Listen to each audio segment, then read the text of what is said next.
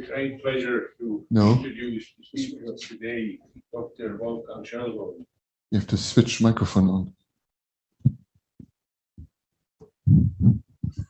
He has a education in physics and in sports, has a PhD in biomechanics, and he came the first time to Calgary in 1995, where he did a kind of a postdoctoral fellowship at the MIT and in Calgary.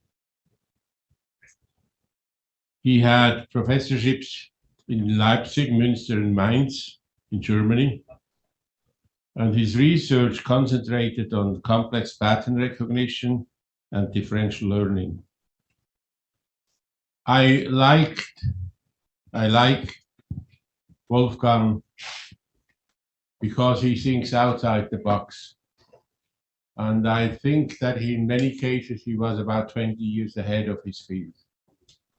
So I would like to invite you to give your talk and would like you to enjoy it.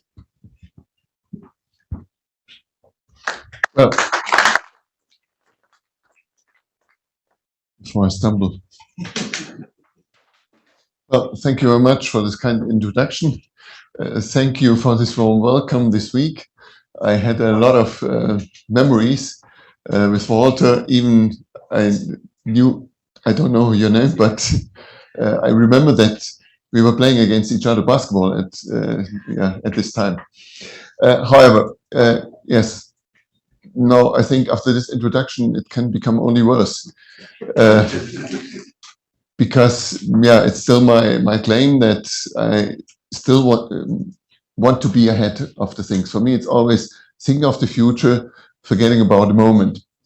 Okay, now you heard already one of my specialties is the differential learning, which is actually a consequence of my findings in biomechanics. And this was also related to here, because here at 995, I saw that it's a perfect biomechanical laboratory for diagnosis. But at this time, I was in parallel a coach. And as a coach, you're always interested in how to change the things. It's not only important to know what's going on at the moment, because this is what I see normally at the end anyways. So it's mainly about what to change. And this was the reason why I shifted towards neuro-physiology and pedagogy as in parallel and mixed this together. And this is one of the results. And to put it more provocative, I would say the subtitle explains this. Repetition is actually hindering effective learning. This is, I would say, one of the summaries, which we found, I would say, which we could say for granted already 10 years ago. And this is what I want to explain to you. But before I start with the concrete detail, I would like to do an experiment with you. Damn, again, experiments here, even here. And this is about wrong assumptions. Now, I will show you a couple of symbols here, and you have to replace, wait, the pointer doesn't work. Okay, after all the technique, the pointer doesn't any work anymore. So you have to replace the question mark. Go on. Benno, we can go for coffee until they find a solution.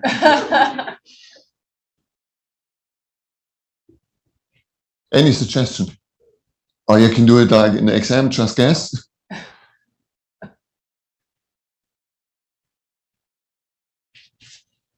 Maybe it helps. First graders have much less problems to solve these problems than students in mathematics. I see you all studied mathematics.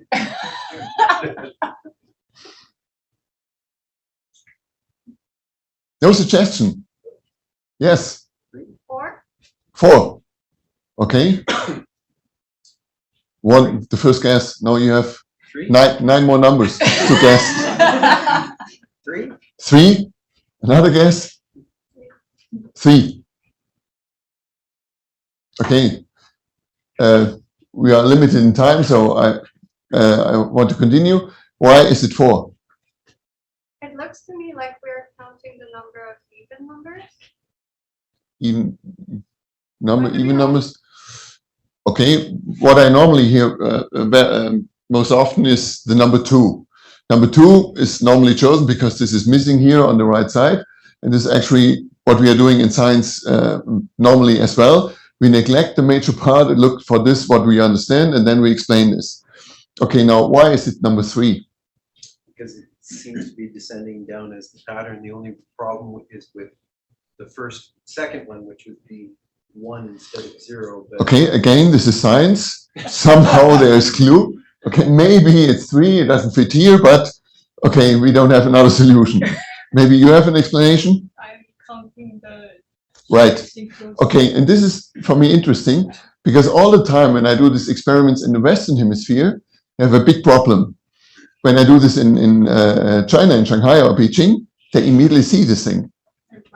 Now, what is it about? This is about the number of surrounded spaces. So 1, 2, 3, 4. There's nothing. 3, 5, or 3. Now, why is it about wrong assumptions?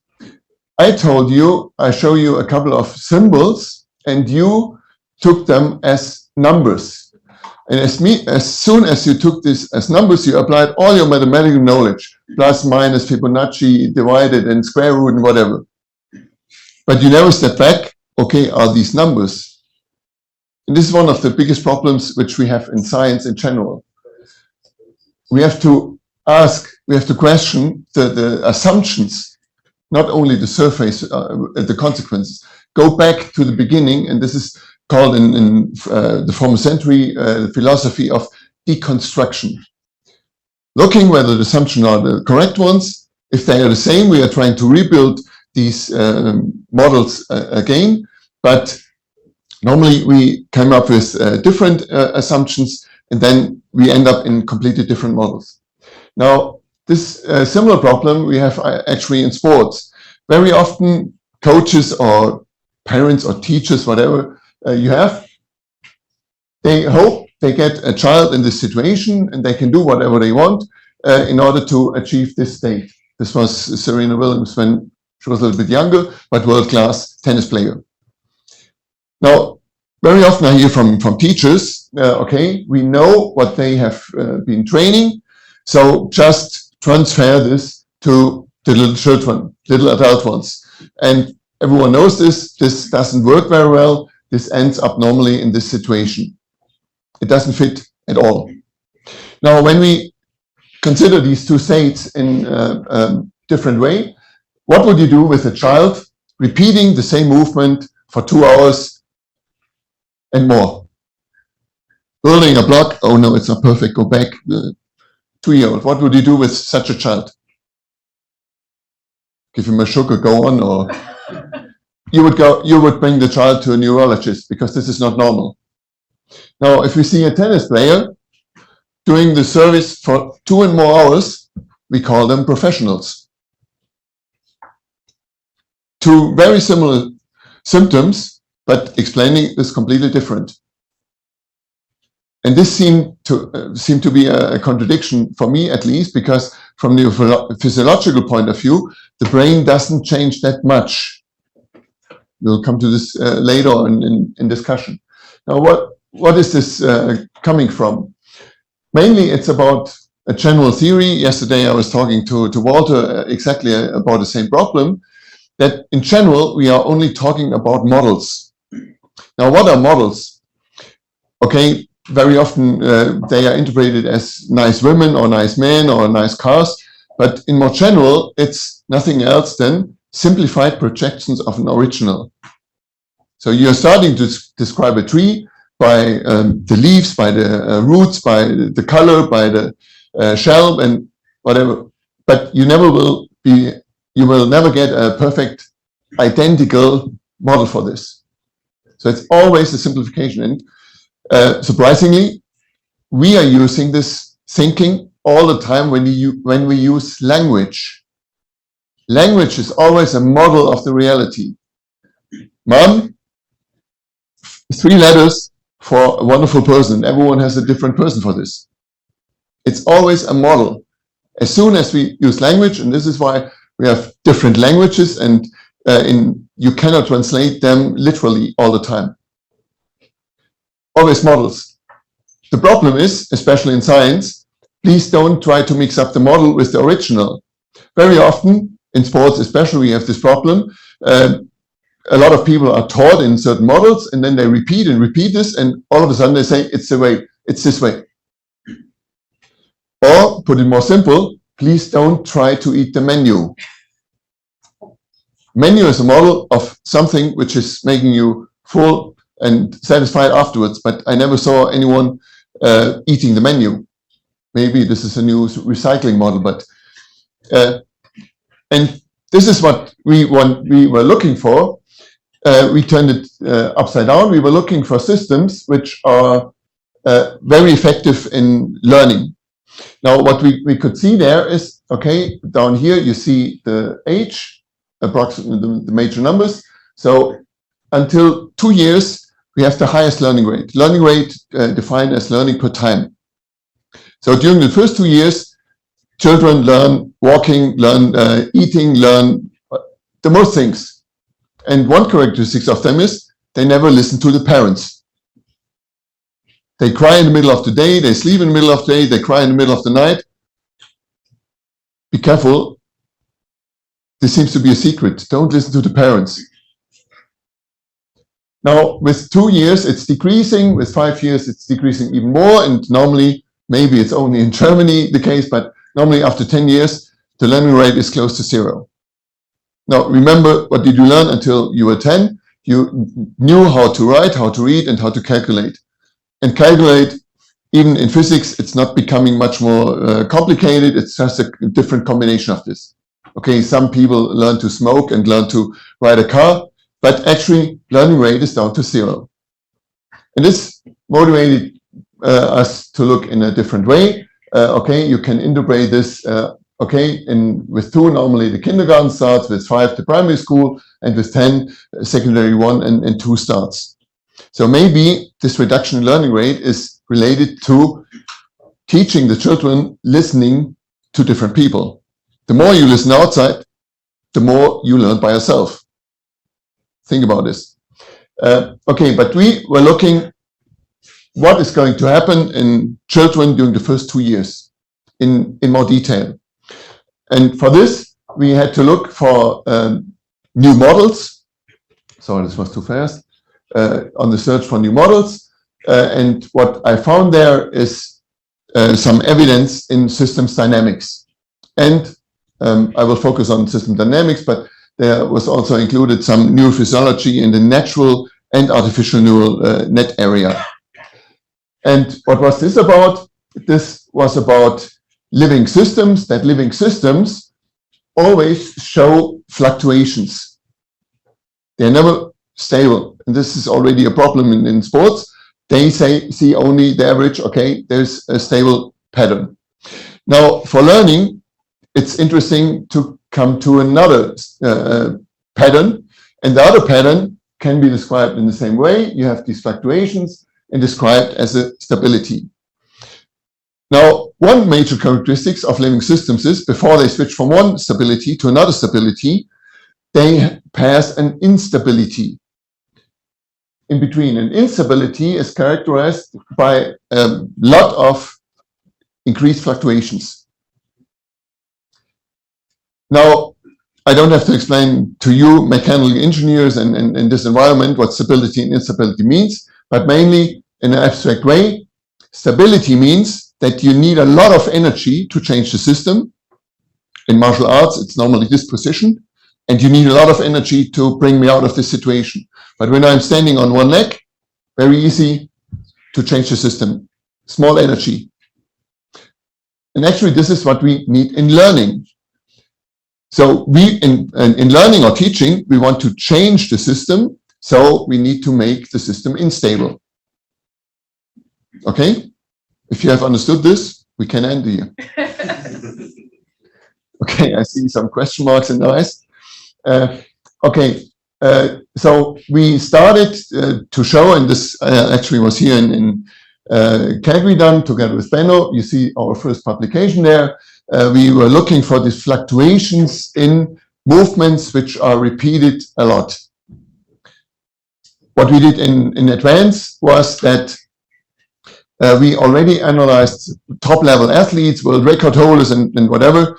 And what we saw there is only exactly what we see here, is that it's individual. So I don't have to explain this. The two ground reaction forces, and if you add all the curves, you see already that there is no identical repetition, which means the system has a lot of fluctuations. And this is although they had at least, I would say, millions of repetitions of walking. Now, in sports, it's a problem. When you repeat all the time, and it will never happen again, why do we repeat? And what we found there as well is that each pattern was like a fingerprint. So 200-300 milliseconds of a ground contact was enough to identify the person by 95-99% at this time. In the meantime, we found with this pattern, only the ground reaction force, we not only can identify the fingerprint, we also can identify the type of emotions they have during this walking, the grade of fatigue, and the type of music they are listening to. This is changing your gait pattern, although it's within the individual. So the dominant part is always the individual, and within the individual, we can differentiate between these sensitive things. You know, this is, I would say, very important for training as well, because I never saw an athlete who was in the same state in these three conditions all the time. Meanwhile, we have a couple of evidence, even in martial arts, in karate, we had a recording, they repeated 900 times Maiguri kick, so the foot kick. There was no identical repetition. And by the end, the complete force relationships changed. So in the beginning was completely different than at the end. So we were able actually to show that noise contains the most information about an individual. And this is what we already published in 2002, that noise actually, which was originally always filtered out because every curve had to be smooth. No, it seems that there is a lot of information in the noise as well. Still an open question, what is correct and what is wrong?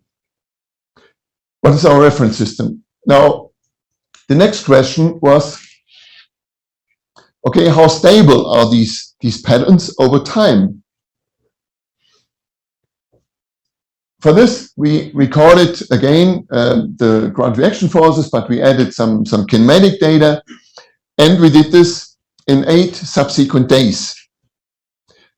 They came to the laboratory, did 15 steps over the force platform. The next day, the same, without any, I would say, conscious intervention.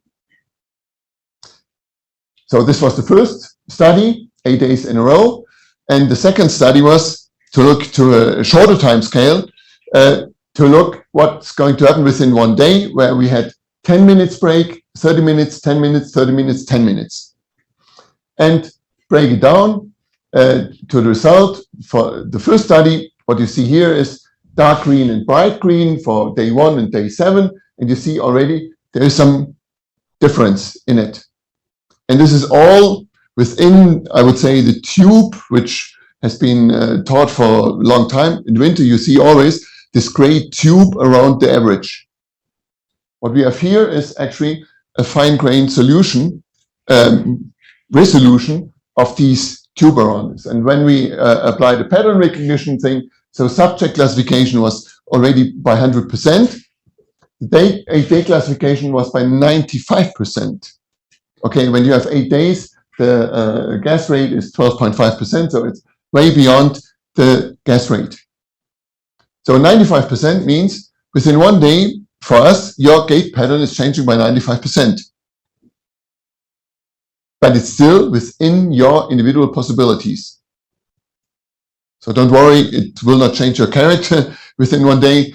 You have still infinite possibilities, even if we can identify you. Now, when we look to the other experiment within one day, you again see different sessions, and put it short, after 30 minutes, we have already a separation of 85%. So after 30 minutes, which is way shorter than a normal training session, after 30 minutes, we have a differentiation of 85% of your movement pattern. So again, for us was the question, why do we repeat? It will never happen again. But it's very convenient for the coach and the therapist. Do it again. Do it again. And most surprisingly, meanwhile, I had a couple of contacts with those. Every coach knows how you can make the athlete for an Olympic winner. Unfortunately, the athletes are not good enough for this. And the same in school. Everyone knows how to get a Nobel Prize. Unfortunately, the students are always too stupid for this. Yeah, you can think about this whatever you want. Learning is not only individual, but also situated. And this is the more recent approach, what we are looking at the moment. And this is what you can see in medicine as well. The drug has a different effect if you give it in the morning than you give it in the afternoon.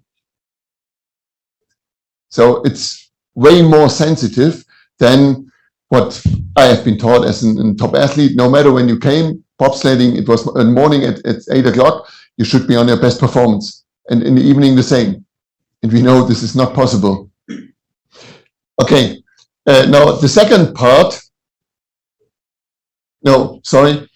This already changed our, I would say, the assumption. Now, what we saw then is that the classical assumption is that we assume that our system is constant. So tomorrow I'm the same. And still, I would say it's me, although within 7 years, all my atoms have been exchanged. It's still me. But this is a philosophical question. Now, when this is true, that our system is constant, then it makes sense to vary in the beginning and end up with repetitions. But what we saw already, within 30 minutes, the system is changing. And this is what we call the time-dependent landscape minimum. And in a very simple or most simple model, we assume a linear model. Okay, when the system is changing and you stay with this, within a very short time, the system gets apart. Which means actually, in order to cope with the changes of our system, we need to include variations from the beginning. And this is what every child knows, because what's the average growth of a child up to within 1 year? How much can they grow? Inches. In a couple of inches. Okay, sorry. Okay, 10 centimeters, up to 10 centimeters. 10 centimeters in height means also 10 centimeters in arm span width, which means actually all the biomechanics is changing. So what you're learning on the 1st of January is no more valid at Christmas. And this is why children don't like repetition. It doesn't make sense when the system is changing. And as most of you can feel, especially Benno and me, I think this is the same in the age.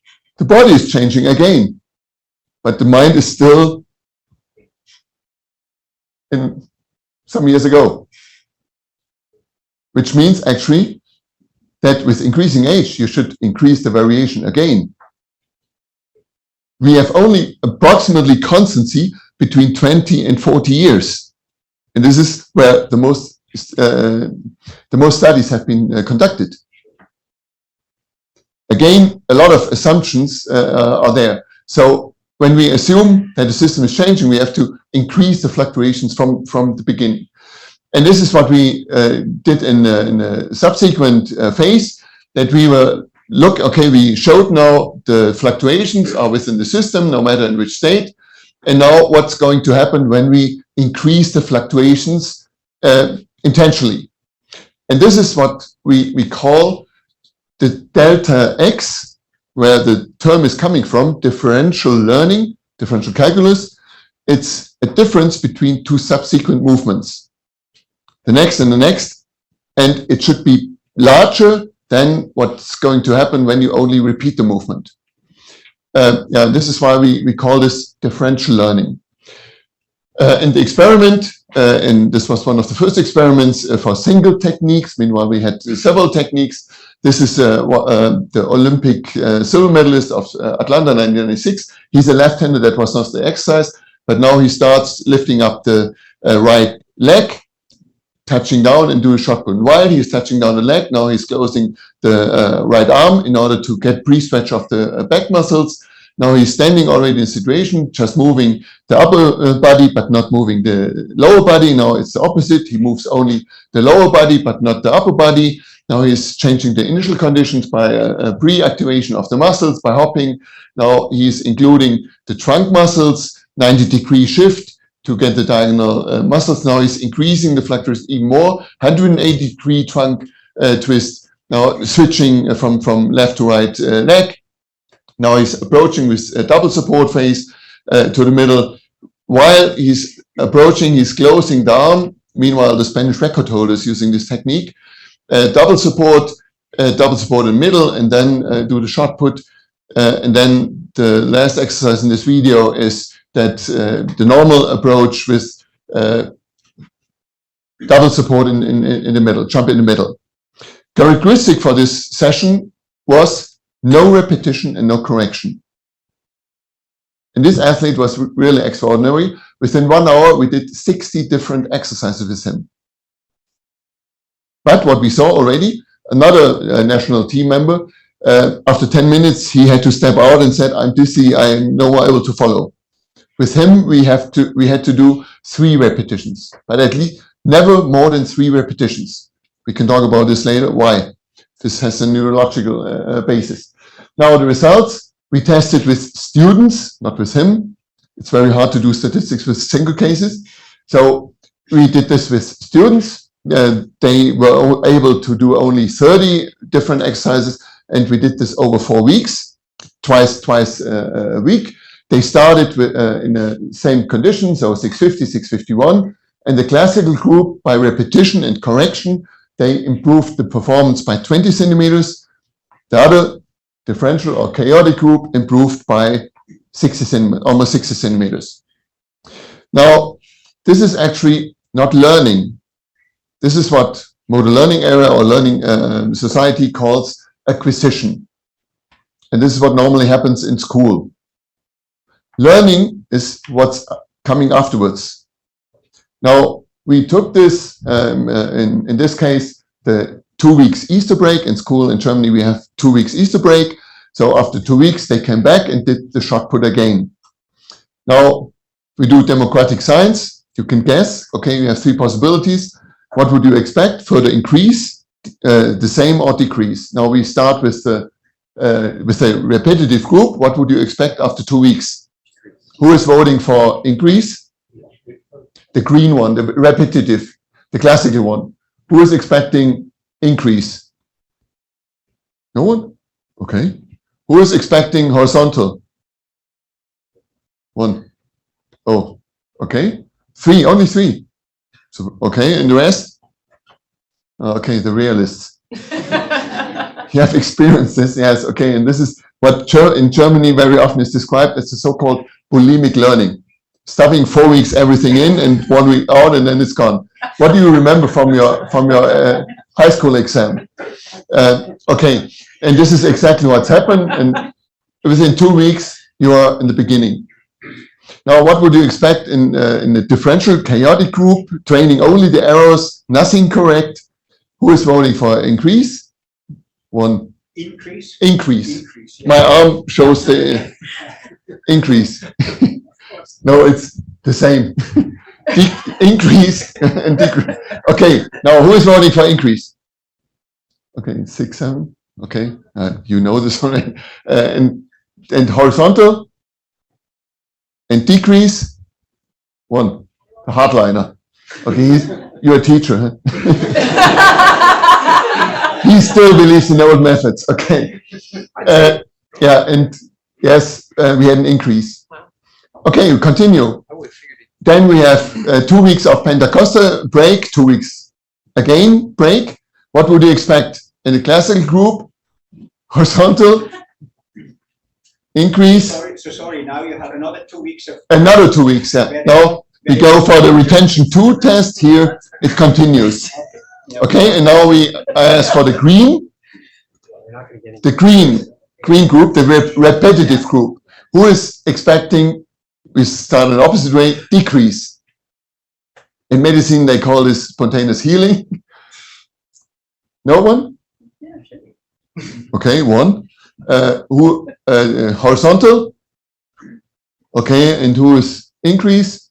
Okay, yeah, this is long-lasting, long-delayed training progress.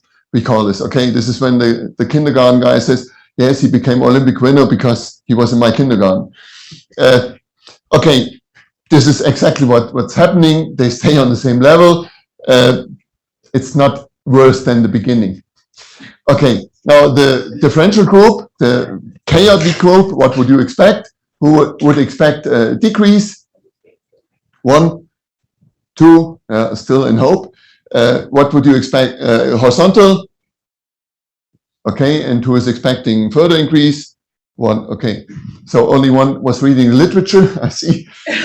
Okay, it's a further increase. So when you initiate in a corresponding way here, you get actually 50% as a gift afterwards. But you need to initiate correspondingly. But I hear very often from coaches that then we don't have to train anymore. No, it's not, because here it was the same, but they initiated in a different way. And this is meanwhile the reason why we say the best coaches have to be with the younger ones. Later, it's very hard to cope with this. But still hope, and still we see some approaches. Okay, you can verify this in the statistics. This is not very important, but we can also learn by doing nothing. Clear message, and this has been verified a couple of times. Then, okay, this is the claim of a physicist. We want to generalize in a certain way, so we have to include all the other theories in parallel. So we looked to the classical approach. What's going to happen in the repetitive approach? We knew already, and this has been said by Bernstein, repetition without repetition. So we knew this already for long, but no one drew any consequence out of this. So we know there's a constant part and there's a variable part. In the methodical series of exercise, very often this has been taught in gymnasts when you have these complicated Tsukahara movements. You already have an increase in this variation, but when you vary the exercise, you also vary the noise within the exercise. Now, variability of practice, I was talking to Brent this morning, this is schema theory. They claimed already, yeah, you have to repeat the invariance, but it's allowed to vary a little bit more. And this is where variability of practice theory was derived from. Now, in parallel, the contextual interference approach was recommending to switch between different exercises. The classical experiment of them was in tennis, forehand and backhand, switch between forehand and backhand all the time. And in this case, the acquisition was worse than in the repetition, but afterwards the retention was better. Now, when you look to these variations, when you vary between the forehand and backhand, the variance of the forehand is getting bigger and the variance of the backhand is getting bigger. And we are still looking for an experiment. Maybe this is the reason why training with the other hand has an advantage as well. It's hardly explainable by neurological connections. It's because when you switch on the left hand, the next on the right hand will have a bigger variety.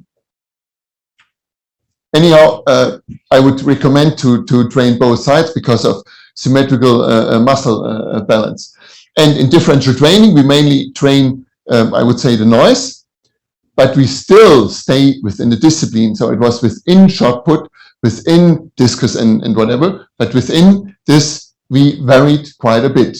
Now, if we look to the summary on the variation, we see that with each approach, the variance increased. And if we display the variance against the learning rate, then we see with increasing noise in the system, we see an increasing learning rate.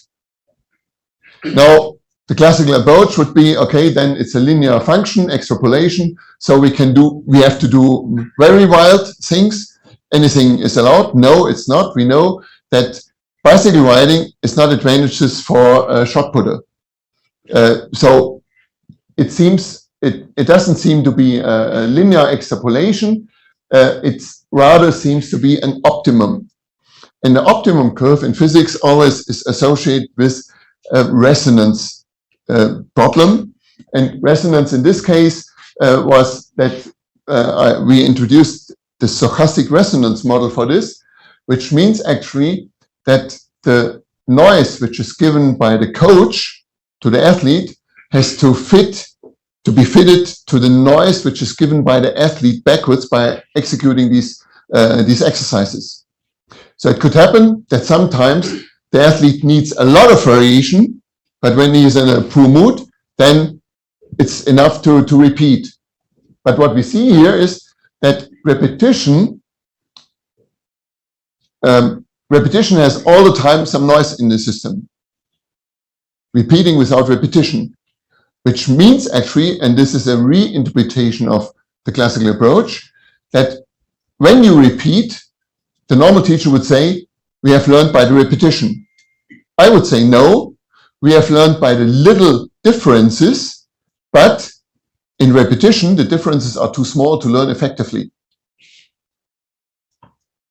So actually, we always have learned only by differences. But by bringing them to repetition, the differences are way too small. And this is actually what you felt already this morning, related to our perception, when you dressed up with your clothes. In the beginning, you feel the clothes, but afterwards, it's repetition for your skin, and it's no more interesting. And it's what you can see that actually the evolution made us sensitive to changes because this is necessary for survival. When you're sitting somewhere in the forest and you just watch the trees and the leaves, nothing else. But as soon as something is moving, you should be aware or you should be awake because this could be dangerous. And actually, it's the same with our shoes and floor. So evolution, our foot was not actually constructed for this floor and our shoes. For this floor and shoes, I would say a half would have been enough. Our foot is related to, was in the evolution developed for adaptive things. Okay, a nice side effect of this model was then that we saw that children are still able to learn by repetition. Because when children repeat, they still have enough variation to learn. Whereas the longer they are in our educating system, the more they are on the left side, and the more they have benefit of increasing the fluctuations. We had the biggest benefit of increasing fluctuations with national athletes. We had them with first graders as well, but they were not as big as in the top level athletes. So we could explain a couple of other problems as well. The only way to learn is from differences. And there is no difference in the age. And what we saw there already in 1987 in brain science, that all the learning statements which are written in the books are based on repetitive approaches. And this is what a colleague did in another city, that he taught 80-year-old people, couples, Argentinian tango. You're familiar with this. I know you're a professional in this. And surprisingly, no, for us, it was not surprising. Within 4 weeks, they had an equilibrium ability standing in a disturbing situation, like the average of 30 to 40-year-olds. And this is what we knew, that our brain, our neural system is plastic until the highest age, until 90. But again, like muscles, use it or lose it. If you don't use it, it will shrink. but it will not be destroyed. It just will lose some liquids, and you can fill up this by activating this again. Now, this is what we transfer then to strength training. The fitness coach, please shut your eyes. Don't do this here, because when we started this, you see this already in 1996 with our national athletes. This is the bench press exercise. We were thrown out of the fitness studio when we did this. And now you see this, and you really have to fix the weights aside, and now you know why.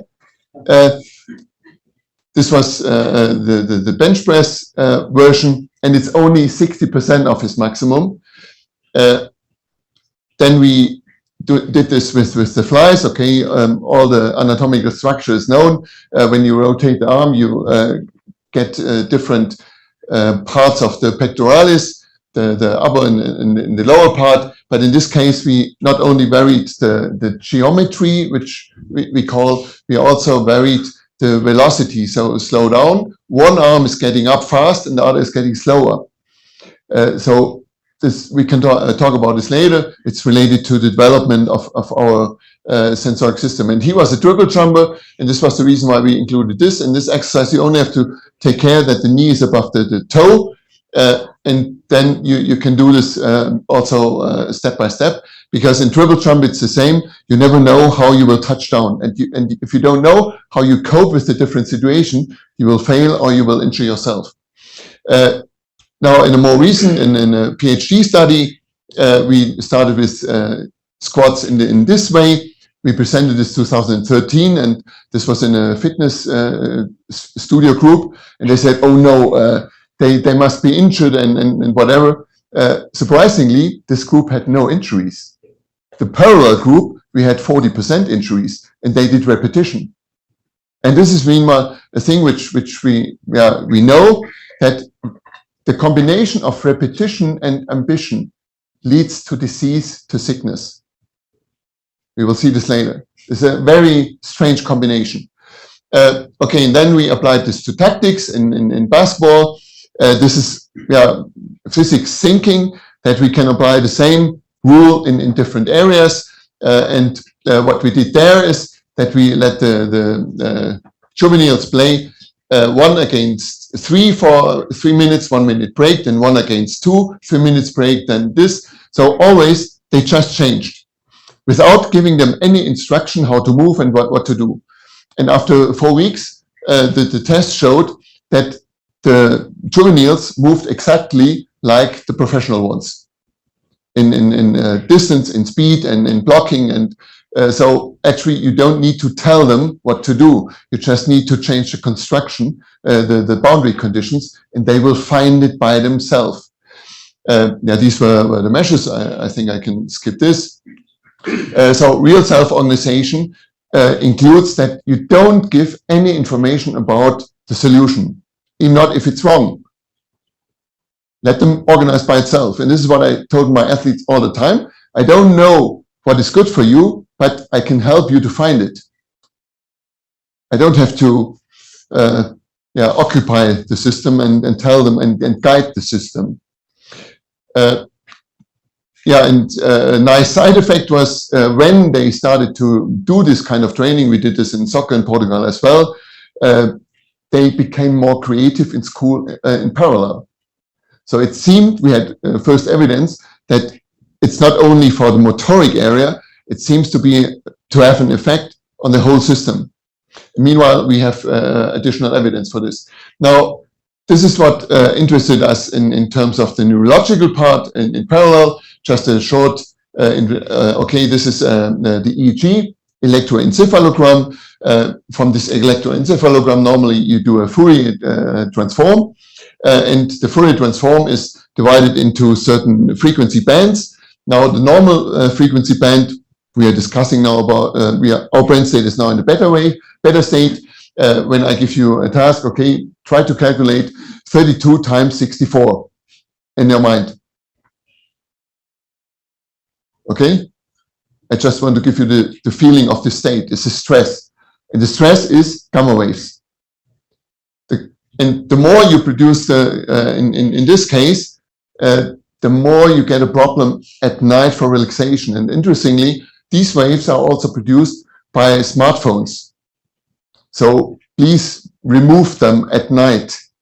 Smartphones or even the wire causes this, and when you have this, you will not produce the delta waves, which come later. Now, alpha waves are a little bit more relaxed, like in the back row here, and theta waves is more deeply relaxed. It's like meditation. No, I don't see anyone here. And the last state is sleeping. No, he's not sleeping, he's standing. Sleeping, and these frequencies are very important for recovery. And those frequencies are suppressed when you have electronic waves in the surrounding, especially when you have wireless LAN in the car. It's a big problem. However, in this case, we were most interested in learning, and for learning, you need these relaxed states. Now you have an excuse when you fall asleep in the lesson. You can tell the teacher, I'm learning. Another interesting part is that children until the 5th year have only the alpha and lower. They don't know about this. And this is maybe a reason why little children are learning much better than the adult ones. It's dependent on the frequencies, what we have up here. Now, we applied this in the different learning approaches, and this is normally the baseline where they are sitting in front of a white wall to have no stimulus, and you see they are really relaxed. Theta power is very strong. Red means strong. Blue is almost no activation. So they were relaxed, and again for your memory, this was the learning frequency. Now, when they repeated the service in badminton, you see almost the whole brain is blue. This is what I've heard in the States. The lights are on, but no one is home. Now, when they came up with contextual interference, which means that they changed all the time forehand, backhand towards a certain target, you still see in the lower frequencies more blue, but the highest frequency is down here, and it's more in the visual area, which is related to the focus of the target. Now, when we applied gradual differential learning meant variation of the right angle, left angle, right knee, left knee. So approximately you knew what will be next, giving a bit of safety. Then we see a shift towards the lower frequencies. Gamma is gone, beta small, and this is activated even more. Now, in the last version, we did this in chaotic way, as you have seen in the shot put experiment, and then we see a high activation in this area, and for us, surprisingly as well, also activation there. And this was really, really very surprising for us, because those patterns we only saw in monks from Asia, from China, which had an experience in meditation for 20 years. We got this after 5 to 10 minutes. So being focused, being aware, awake, but deeply relaxed. And this seems to be one of the best states in for learning in general.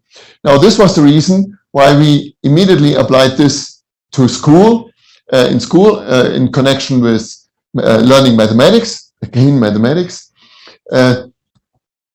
One group did 3 to 5 minutes rope skipping in advance before mathematics lessons. The other group did differential training, differential rope skipping. So they jumped on one leg, on the other leg, on the outside, on the inside. They turned the left arm down, right arm down, circling the head and jumping with high knees, whatever. They could choose by themselves.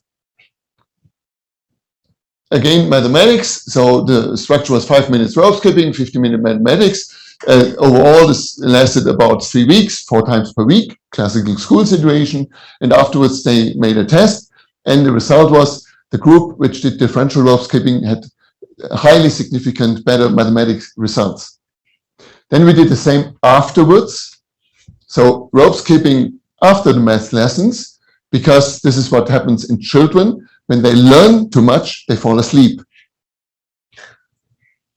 Okay? I see slowly it's too much it's getting too much for some. And the result is, yes, activities before and after learning are of comparable influence on learning as learning itself. And actually, this is also nothing new. This is what I learned when I did karate. I was fully motivated, went into the gymnasium, and they said, sit down and meditate. Okay, 5 minutes meditation, and afterwards I was tired, I want to go home. No, sit down, 5 minutes meditation again. This is exactly the same. Preparing and after work is as important as well. And this was the reason why we wanted to look for the more detailed effect of rope skipping as well. So we looked for the interaction between heart and brain, and I will skip this very fast. What we saw there is that a certain amount of changes has the optimum effect. So what we have here is repetition. This is changing every jump in rope skipping, and the biggest effect was when we switched the movement every 10 seconds.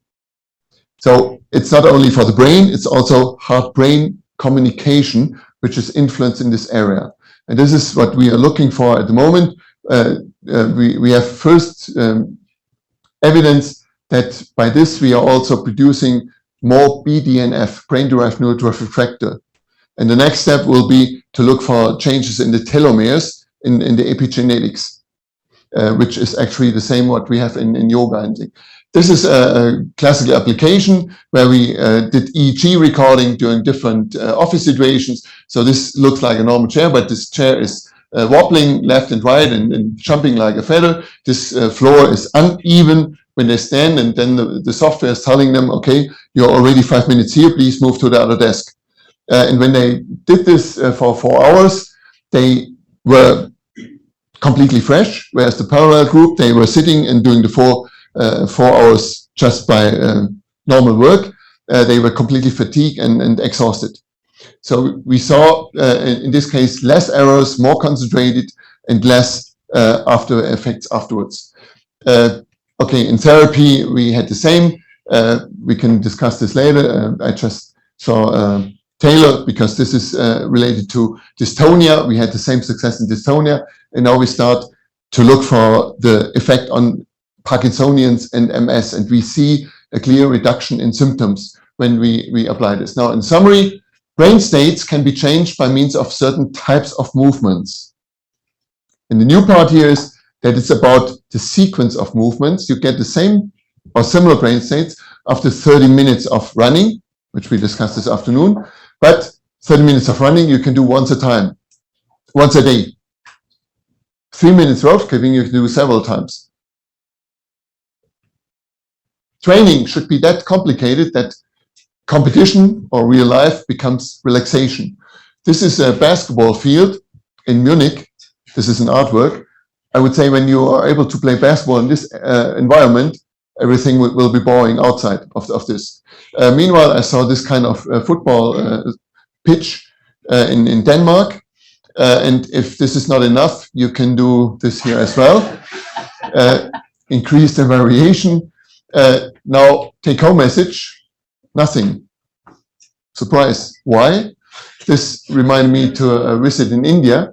In India, a little boy with his father went to the circus. And he saw a big elephant fixed with a rod in the floor. The little boy said, hey, why is the elephant standing here? Because in our forest, he's carrying big trees, tons of rocks. The father explained, that's true, but when the elephant was born, he was immediately fixed. He tried it once, he tried it twice, and the third time he gave up. It's up to you to find your rod, which you were fixed in childhood. When you are able to remove this rod and this rope, you will be able to do this. But now I think I'm running out of time. And I thank you very much for your differential thoughts.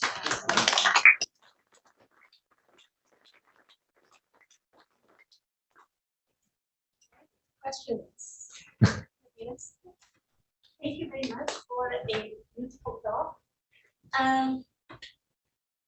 Seeing the elephant at the end actually connects what I thought in the beginning. I thought about another elephant story, which is the little prince. Antoine de Saint-Exupéry, right? Yeah. Yes. So Little Lord. the little prince, Yeah. The like prince, they draw the hat. They Yes. draw actually it's a boa that had just eaten an elephant, and all the grown-ups they see Yes. it as a hat. It's just a hat, but he sees it as, of course, the boa had just Right. eaten an elephant.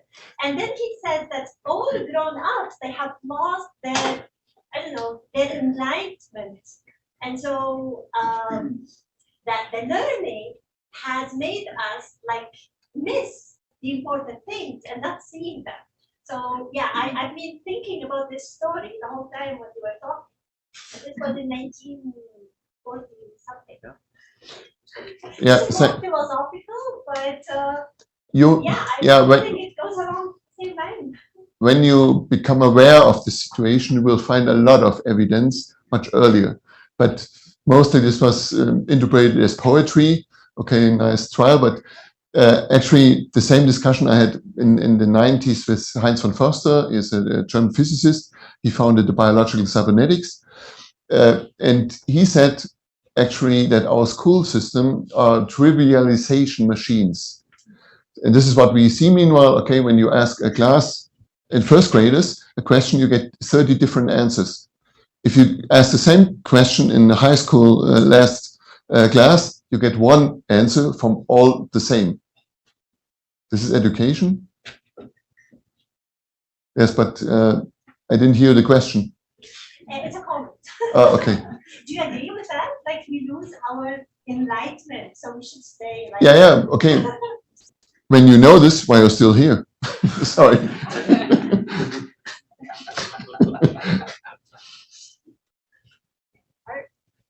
I'm curious what the distinction is between repetition versus differential learning, where, I mean, I guess in a broad sense, I agree, differential learning sounds like a great idea. But it also seems that when I'm trying to do a motor task, it's almost impossible for me to actually repeat it perfectly. There's always some variability, which could be a signal for differential learning. And so I'm not sure if anyone's actually able to perform pure repetition. And so what's the definition of differential learning? And then how much is the right amount? Okay, this is the classical question which I have heard now for 30 years, 20 years almost. This is trying to save the old model. This is exactly what I told you, that repetition is only a small part of the differential training.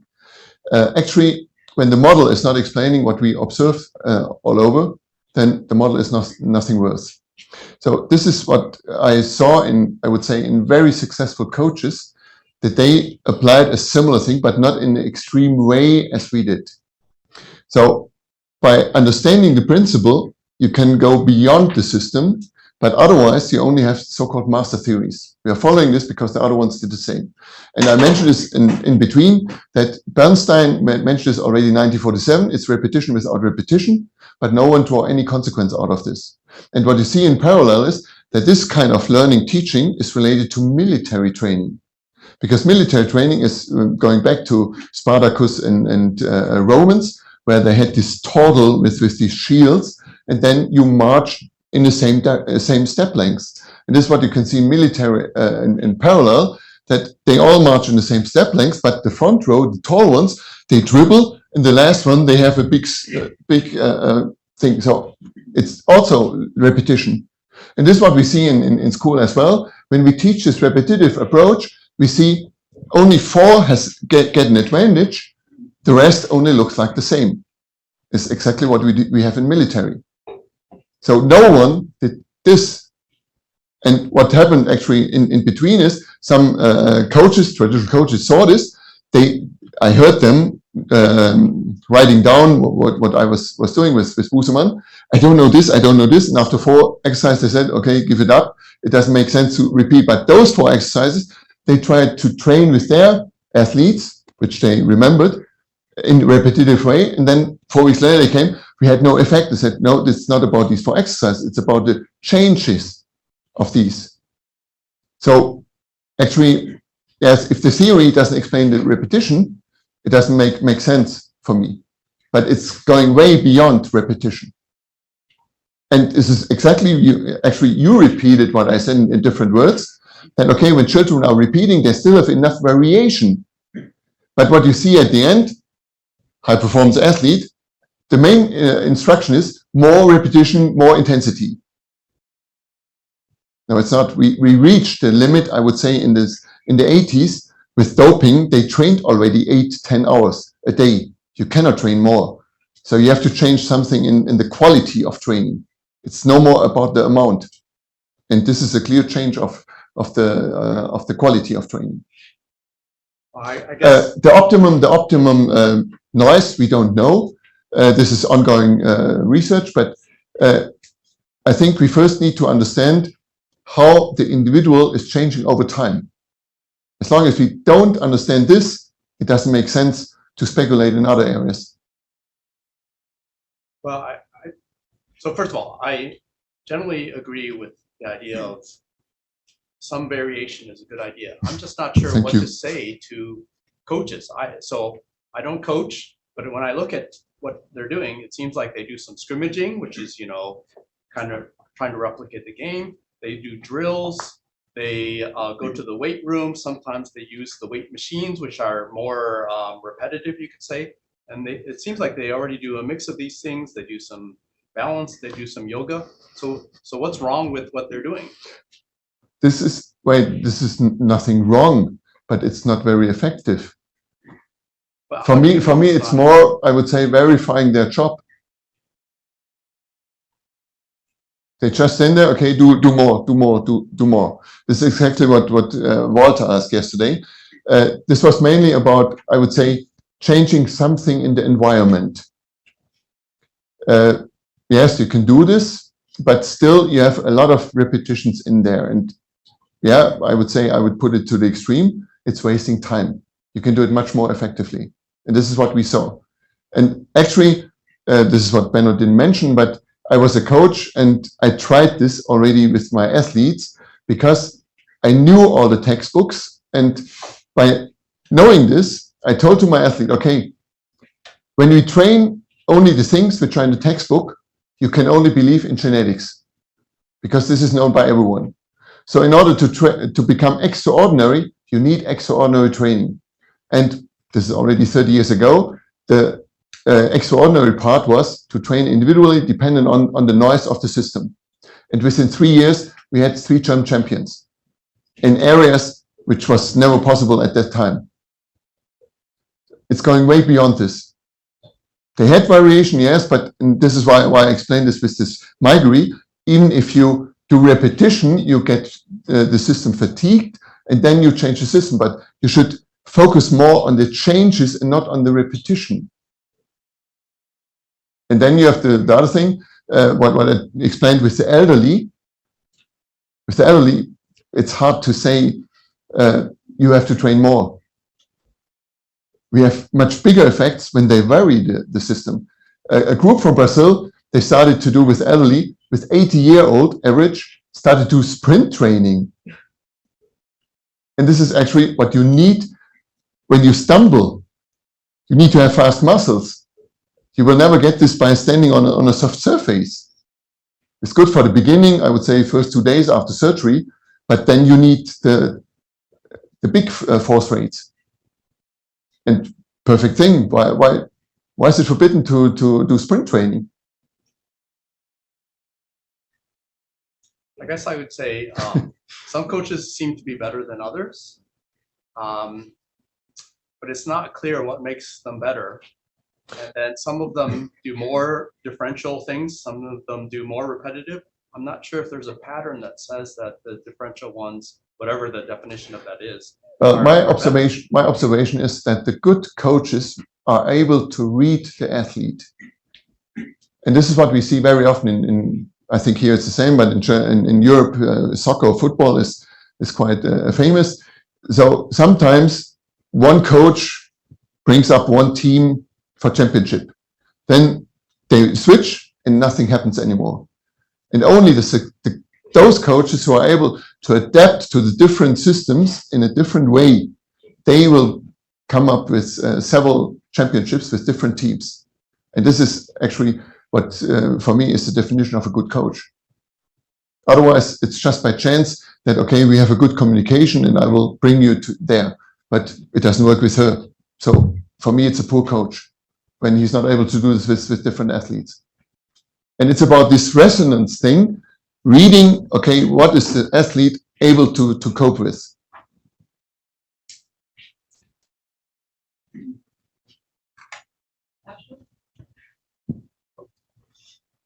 The teacher. I was going to ask, like you mentioned at one point in time that there's not, in these situations, you don't provide a lot of feedback. Now, is that only when the solution space is kind of well defined so that the person knows what they're doing wrong, or is it just you don't provide it in general? Very good question. Next question, please. No. Yes, now we're getting into detail. Actually, we are giving no feedback, no augmented feedback. Okay, they see the result, and it seems to be a natural way that the learning system is trying to put a relationship between the effort and the result. And this is actually, I would say, how little children are learning to walk. I never saw parents explaining them, you have to contract the quadriceps by 85% and just do it, and parents don't criticize them. Okay, just walk there and give them, okay, are you able to do it there, and whatever. I think we mainly try to create situations where they immediately have their own feedback. And yeah, to be honest, actually, I was originally thinking of becoming a teacher, and I didn't want to become a teacher in Europe. I want to become a teacher in Africa or Asia to do a kind of developmental aid. And I knew already from the beginning, I don't want to sell them anything. And meanwhile, I'm teaching a lot of African countries with this, and they very often tell me, this is the first time that we can learn by ourselves and we are not getting dependent on someone else. And you cannot sell them any expensive toys and things. And one thing, one idea which I had also from the beginning, when you look to the fastest animals in nature, I never saw a cheetah doing squats and bench press. They are jumping all over. They have a lot of variation. And this is, I think, one of the advantages of my biomechanical background, that actually by changing the lever and by changing the A, F equals M times A, you can produce all the forces which you need in the muscles. And what we very early started, to let them sprint in maximal speed with extended arms and then lift up the arms there. And within one day, they have muscle soreness here in the trunk because it's an enormous lever and an enormous torque which they have to compensate. I would say nature has given us everything. Sure. So I'm curious if you did any studies on comparing elites versus recreational athletes, because for me, when I think as a coach or as an athlete, then if I'm a more recreational amateur athlete trying to learn certain skills, so tennis, by example, if I'm trying to learn how to play a forehand or a backhand, I think I would need a little more repetition compared to when I'm trying to get better at that stroke. So did you do any research to see if Rex had more advantage of, more repetition, or if elites were making more benefit? This is actually on continuing his comment, that in the beginning, yes, you should do repetition because otherwise it would be too much noise, and then you are on the descending part of the system. Nonetheless, we saw at least in 6-year-old children, we saw more learning progress when we gave them more variation. So this is actually, I would say, related to the 3 repetitions which I mentioned. When you look to the power law of adaptation in neurology, when I touch him the first time, you see immediately, oh, what's going on here? Big reaction. And when I do the second time, okay, he's used to this, and the third time, okay, he's nuts, let him do.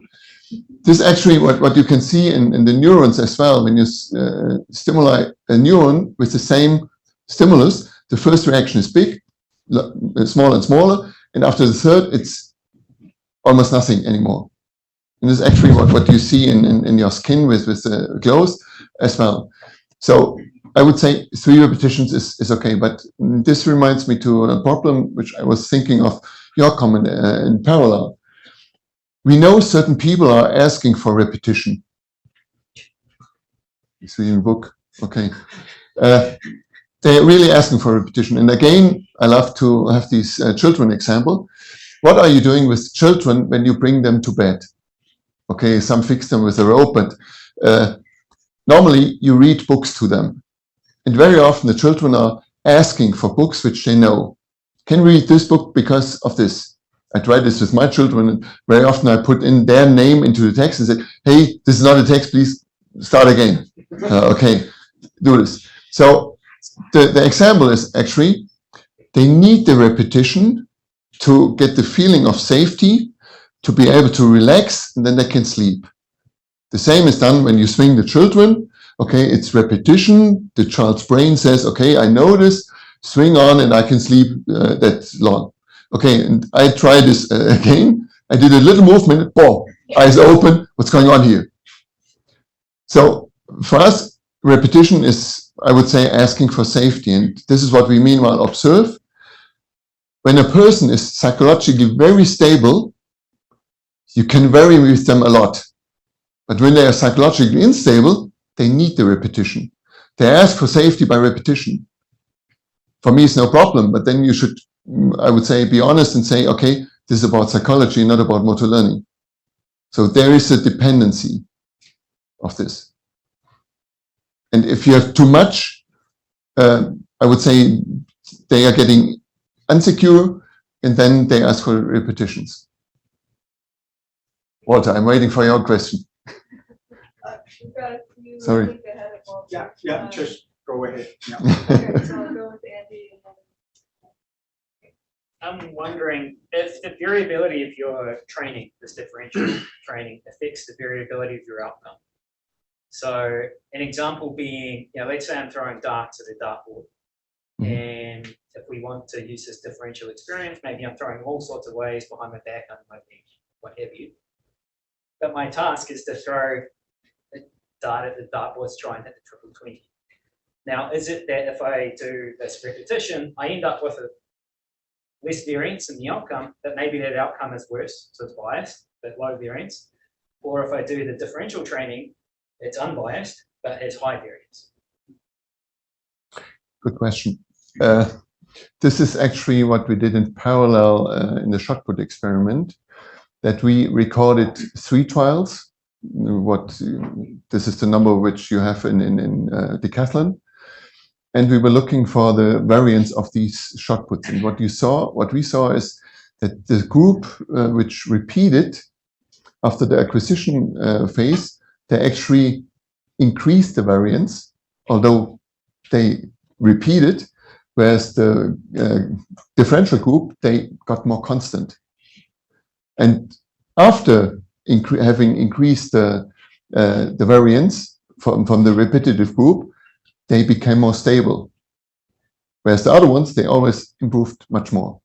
But good to see what you thought about differential training. It's not about here and here and here and whatever.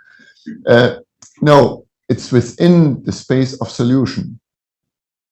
So when you throw the darts, you have a lot of variance in the elbow and the ankle, in the wrist, in the finger movement. You can go like this, you can go like this, you can go like open this or go like this. You have a lot of variation there. And what I meant in between is that this process is also related to the neurological adaptation.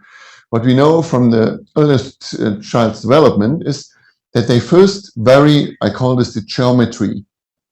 This is from proximal to distal.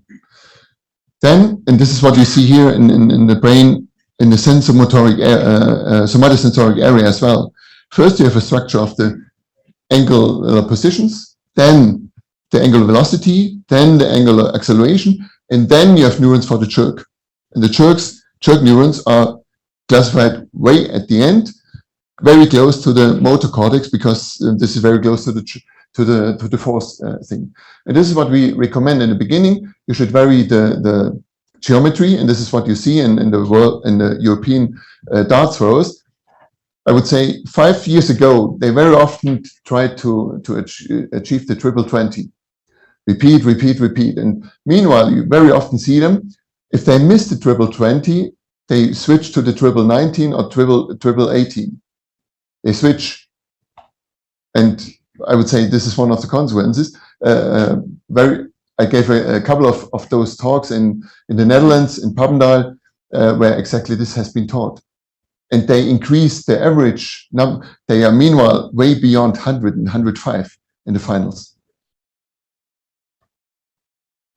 I mean, you say that it has to be within the solution space, which this is. Why is that not in the solution space? This? I would say you should do this in order to reset the system. But a colleague of mine, Martin Suster in Graz, he is a theoretical physicist, actually coming from cosmology, and he discussed with Stephen Hawking about these models. And he did an optimum task to look what is the optimum height of these throws, throwing towards a target. And the optimum shows it's 1 meter, it's not up here. And the same you can calculate in the dart area there. And this is what you actually see in basketball as well, that you have actually 2 solutions to throw there, very high in this, or more direct ones, and they exactly find these areas. And when they have this area, they are no more outside of these things.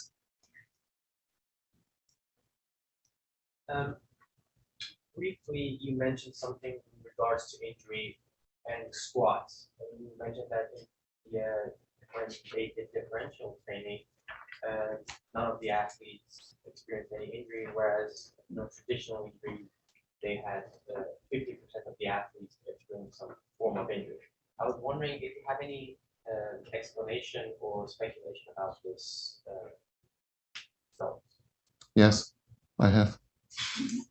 You want to know?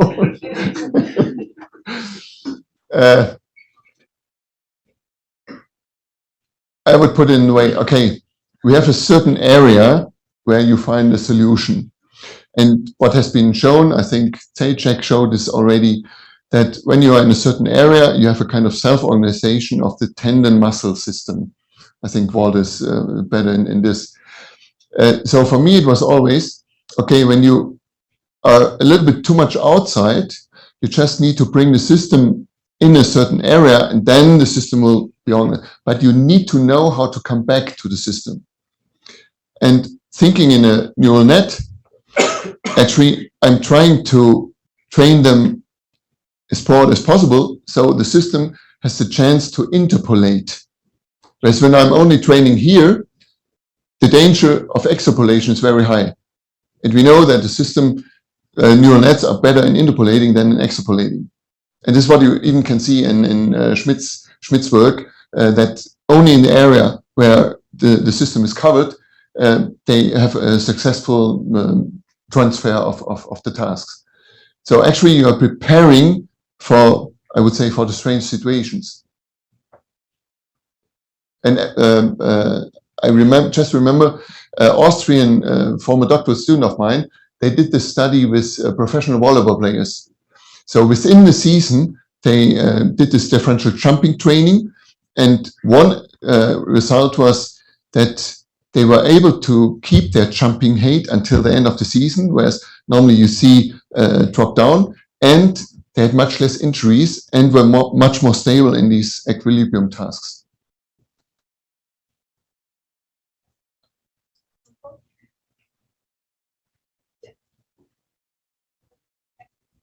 You said kids don't listen to their parents and they learn well. I'm a PhD student. Should I not listen to my supervisor? We can discuss this afterwards with a coffee. No, I would say this is a very critical question, and this is actually related to everyone, because it's not only the teacher, it's also the partner. I would say this is almost a philosophical question. For me, the teaching is never was only teaching a subject, it's also teaching the person. And I would say if a teaching process didn't lead to being able to survive by yourself, then it was not a teaching process. And this is what you very often see in teachers as well, that very often they make the student dependent on yourself. Normally, a teacher should help you to go away. And then it's, I would say, dependent on your intention, because, okay, when you are not used to do it by yourself, and this is what we see in school very often, then it's a danger not to help you. But if you are able to do everything by yourself, yes, and this is why I mean, actually, we don't have to teach the children anything because they know it. And this is what we said as a coach all the time. With a talent, you can do everything, but don't stop them. Don't hinder them anywhere. Give them the freedom. Thanks, that was great. I have one comment that I don't want to spend too much time on because I actually have a question I'd like to get an answer on. So the comment is, I keep coming back whether we've got is it a repetition problem or is it a coaching problem? And I look at my youngest son who's got a pretty high level of motor skill. He's 5 or 6, and it's amazing, like with tennis or playing hockey, he will repeat for hours. Like he'll go out and he'll do it, and he'll do it, and he'll do it, and he'll do it. But I do notice there's always slight variations in how he's doing it, right? But he is repeating it with an end goal in mind and perfecting, like hitting the target, getting it in the net, getting it over the net. And so as you were describing this, I was like, oh, is repetition the problem, or is it that coaches or teachers are forcing a way of repeating, and that's the problem? Anyways, I don't know if that comment. This was the comment. That's the comment. Yeah, this is what's going through my head. But the question is, the whole concept of monitoring athletes and looking at movement variability, because I've looked at some literature and obviously interested around knee injuries, that it seems like when people get hurt, they lose variability in how they move. Yes. And so it becomes an interesting question around how you might apply some of the concepts you taught here today about employing that in an athlete monitoring place. So you're measuring athletes over time and you're trying to detect adaptation and performance changes. And I'm wondering, with your experience in your work here, if you have any suggestions or tips or ideas around how you maybe applied this or could see it being applied in that context. Okay, related to your first comment, I would say when your son is repeating the things, I would say he is already in the level of shifting from geometry to velocity, and you can apply this to every joint. And when you calculate all these possibilities, I calculated this once, okay, when you take a 15-segment model, Henneman model, you have already 2 to the 15 possibilities if you change or not change. Now, if you add another 4 variables, geometry, velocity, accelerator, and so on, so you have 2 to the 15 to the 4, which is 2 to the 60. If you would take only 1 second for one exercise, the age of the world is not enough. But why do we stay with repetition? I think they have a feeling, but what we normally say is, with this optimum noise, actually the task of a coach or teacher is to take care that there's enough noise in the system. Sometimes you have chaotic students. They risk everything and injure themselves all the time. You have to reduce a little bit. But then once they prefer to stay in bed, okay, you have to push them out. It's about the optimum noise. And I just thought this yesterday, a big fashion at the moment is wearable sensors. I think it's a good thing, but what I always said is, when those sensors don't help you to get the feeling for your own body, they're worthless. Because this is what we know, as soon as our brain is focused to the outside, we are more in the higher frequencies, and this is not good for our immune system, this is not good for our meditative state. And this is actually also nothing new, before I hear again the complaints. Meditation means coming to your own middle. And this was originally the idea of medicine as well. Medicine should have helped you to come to your own middle. And this is what you can read already in the words of Hippocrates. He said, the doctor can treat you, but nature will heal you. The big difference between treatment and thing. And yes, I think it's a big problem of coaches, but this is going very deep into psychology, because very often coaches are in psychology described in similar to nurses, helpless helpers. Actually, they need the athlete to satisfy their needs. Actually, they are not able to be by themselves, so they make the athlete dependent on them. And this is actually the characteristics of powerful people as well. No, go there and do it. And I learned an instrument, a music instrument. I saw my teacher once a week, and the rest I had to do it by myself. I never had a teacher every day telling you, okay, this key was wrong and this breathing was wrong. Why don't we do this in sports? I think it's a lot of potential there. You have a quick answer to the question. Like there's a question part about monitoring. Monitoring, yes, this is what I meant with the wearable Okay, sensors. gotcha. That actually you get feedback, yes, but you only need this feedback when you don't have the feeling for yourself. I saw a world record holder in decathlon. He went, was in the 80s. He went to the stadium.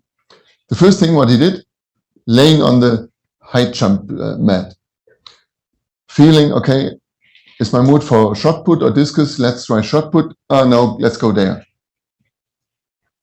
World record holder. And this is what I saw in all those individual top athletes. And actually, when you see these biographies of top players, even with McEnroe, I met the coach of him, and McEnroe said to him, he learned actually tennis not on the tennis court. He learned tennis by waiting for his father and playing with the ball around when the father picked him up. And you see this the same with the Swiss tennis player, Roger Federer. Roger Federer, he had at least once a week, he had this so-called crazy tennis hour, where he played with Edberg for 1 hour and no normal hit was allowed. He did this from early beginning. So I would say, if you look in detail to these top people, you see everywhere the same. And originally, I would say, most of the athletes were looking for the coach. Now it's the opposite. All right, so we're at 4:30, so we're going to have to cut off questions there. Let's thank Wolfgang again.